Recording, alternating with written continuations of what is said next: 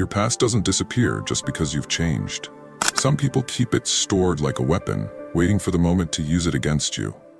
Imagine this: you're finally at peace, you've done the work, you've forgiven yourself. The noise inside has quieted.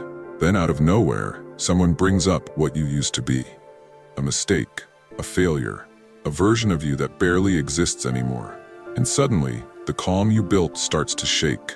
They smile, not kindly, but knowingly, as if they've found your weakness again. In that instant, something inside you wants to fight back, to defend your new identity, to prove that you've evolved. But Stoicism teaches us a different kind of strength, one that doesn't depend on proving anything. The Stoic knows that what defines a man isn't how others remember him, but how he responds when they try to pull him backward. Because no matter how much you've grown, the world remembers your mistakes longer than your lessons. But there's a way to disarm that power completely, without anger, without argument, without breaking your peace. Today I'll share with you 3 Stoic responses to use when someone throws your past in your face. Not to fight them, not to explain, but to stand firm, calm, untouchable, and free. The first Stoic response: yes, that happened.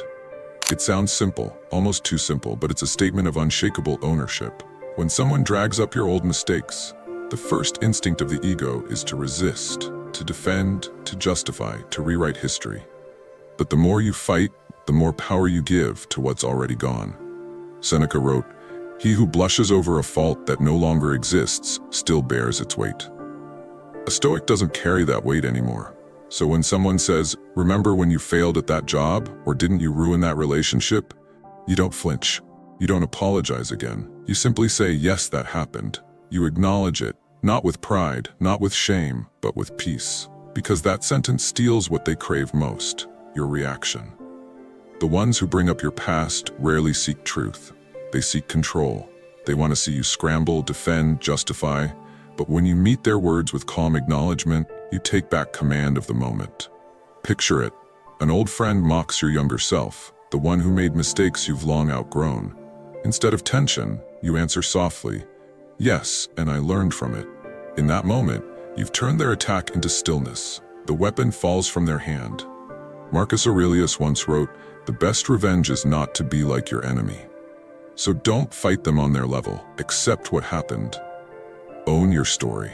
Because once you make peace with your past, no one can use it to hurt you again.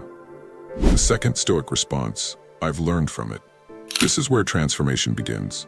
Every scar, every failure, every regret becomes a teacher if you let it. But the weak man hides from his mistakes. The wise man sits with them until they reveal their lesson. When someone says, "You used to be so different," you can smile and reply, "Exactly, that's the point." The Stoic doesn't seek perfection, he seeks growth. The fire that once burned him is the same fire that forged him. Think of Nelson Mandela, 27 years in prison, a past that could have turned him bitter. Yet he said, "I learned that true freedom begins within." That is Stoicism in practice, transforming suffering into strength. So when someone says, "You failed your business, how can you talk about success?"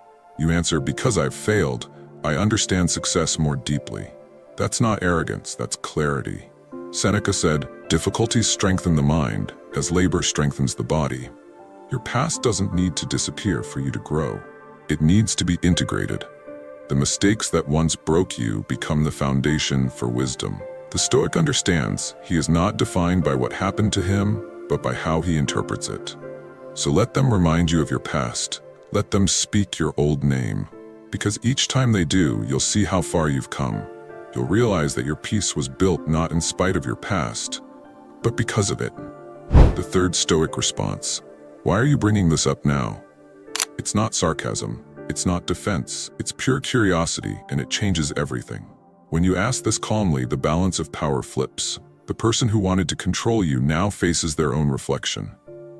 They must confront their motive, the insecurity, jealousy, or pain that made them reach into your past in the first place. You're no longer explaining yourself. You've become the observer.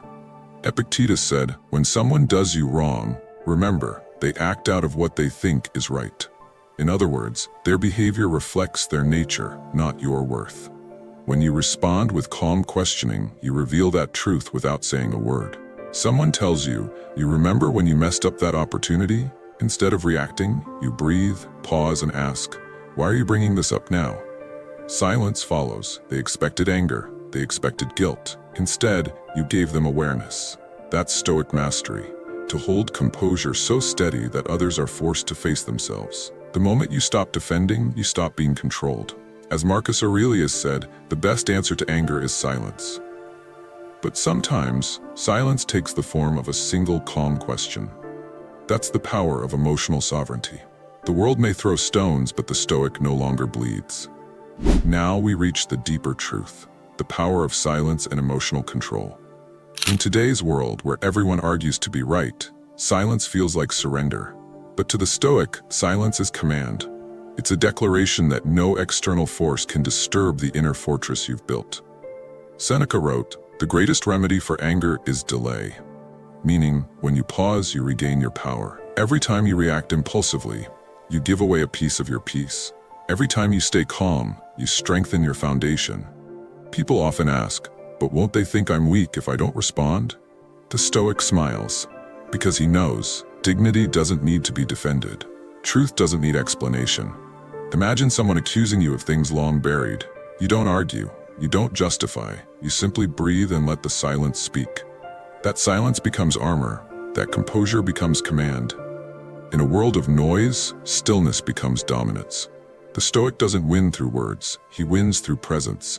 When others see that their chaos can't disturb your calm, they lose interest.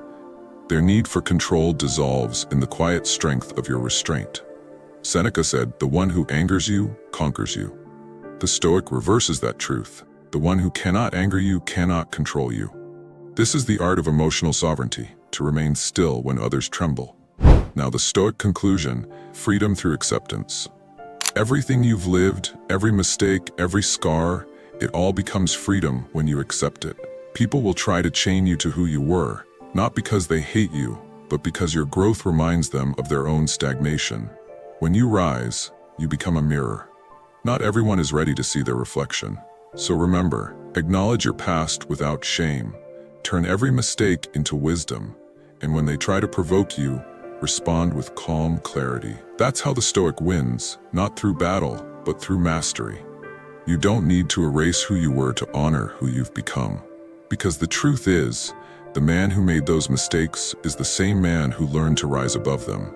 You are not your past, you are the strength that grew from it. That is the quiet, unbreakable dignity of a Stoic. If someone brings up your past again, smile. Not because you're proud of it, not because it doesn't hurt, but because it no longer controls you. Say calmly, "Thank you, but I've already finished that part of my story."